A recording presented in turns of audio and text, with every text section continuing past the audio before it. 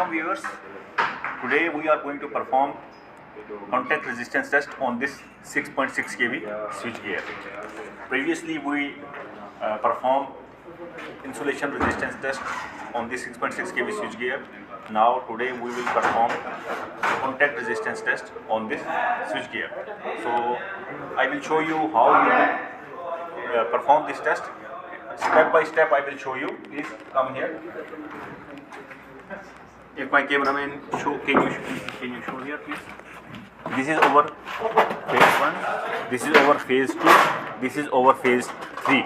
This is one ACB. This is over one air circuit breaker. So this is the one circuit, the one phase of circuit breaker is this one, second and third. This is one ACB. So this is our second ACB. The phase are R phase, Y phase and B phase. So like same we have all other US ACBs. So what we have to check in contact resistance test, we have to check that as we have this R phase of the one ACB and the R phase of the second ACB, their bus bar is same. Their bus bar is joined together.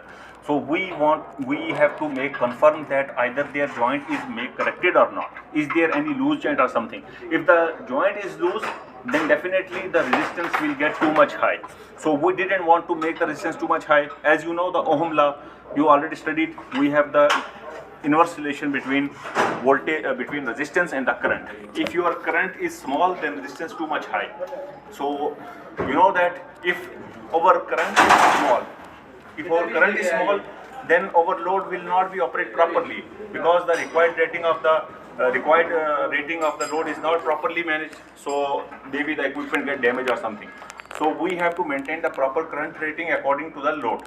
So that's why we want to make sure that our current should be maximum as per our required specification of the load.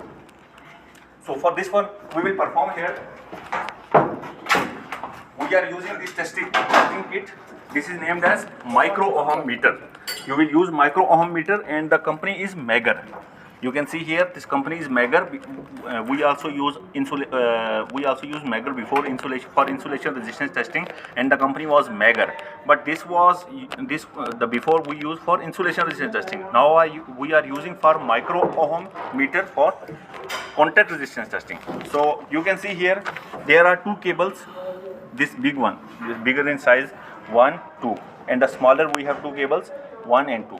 So we are basically injecting over DC current. We are injecting DC current to this VCB over vacuum circuit breaker. So here you can see, firstly we have to give 220 volt AC supply to this micro ohm meter to make it turn on. So from this cable drum we will give this power supply. From this cable drum you can see, from this cable drum we can give them power supply to this one, and after that when it will be turned on we will start connection here. So from here we have one connection going into the one phase of the ACB. For example, it is going to R phase. So another cable will go to the R phase. So secondly, the small cable like this one you can see here, cable is connecting with a Y phase, and the big one also connected with the Y phase. In the second ACB, you can also see it is connected in the same phase, Y phase, and the small cable is also connected in the Y phase. So please come on this reading. Reading variable current here. We are injecting 100 ampere here. You can see here we are injecting 100 ampere here. So when we will increase it gradually. So at 100 ampere we will see what is the amount of over total resistance, how much is that. So right now you can see here 268 micro ohm, which is very smaller. Our acceptable value is 500 micro ohm. The value should not greater than 500 micro ohm meter. So we can say that the joints of bus bar are properly made. So please like, share and subscribe my channel. Thank you. Okay.